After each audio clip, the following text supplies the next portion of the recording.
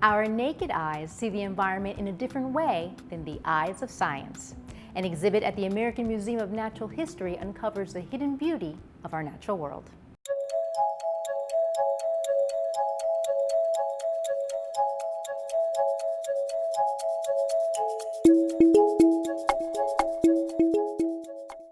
We wanted to let people see how scientists see their science, not just for the information it contains, but for the aesthetics that it contains, because a lot of the things that we look at and a lot of the choices that we make in terms of presenting our science in scientific publications or in presentations or in the media are based on very beautiful images.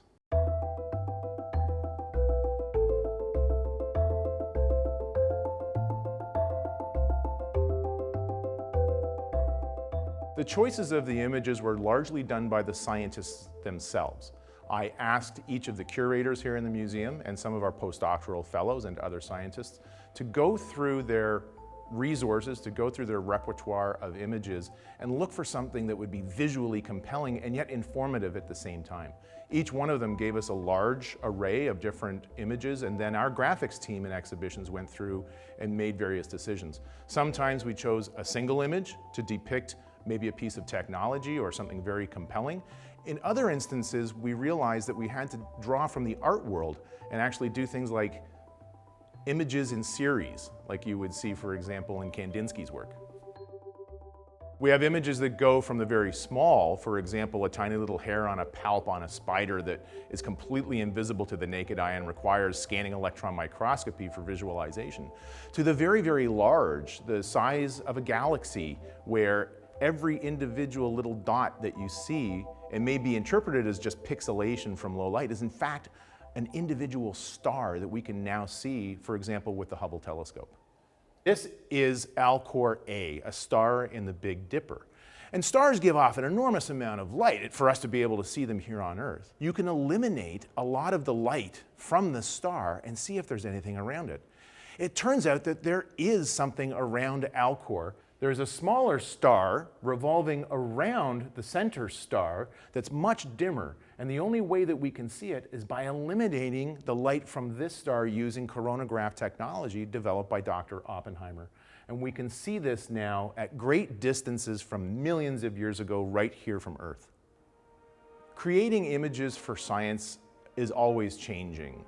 Back, for example, at the turn of the 19th to the 20th century, there was a little bit of photography available at the time, but not very much. Most depiction of science was done with drawing at the time. In about the middle of the 20th century, you had the advent of electron microscopy, and then we had the beginning of fluorescence microscopy, and today we have things as complicated as CT scanning. These are things that we didn't have available to us even 25 years ago, and it would require cutting the animal open, damaging it and destroying it before you could even see what was going on inside. And we don't have to do that anymore.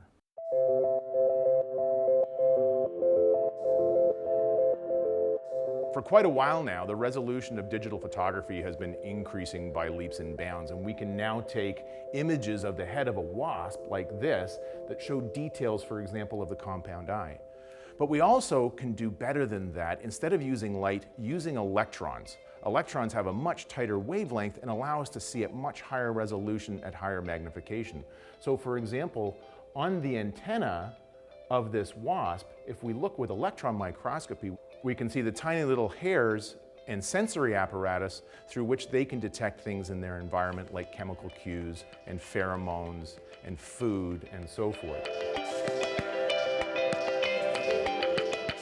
There is as much science in art as there is art in science, and trying to capture that, trying to capture the imagination of the scientist and the aesthetic qualities of imagery and how we look at something and go, oh my God, that's beautiful, is something that we wanted to convey in this exhibition, and hopefully we've done a good job of it.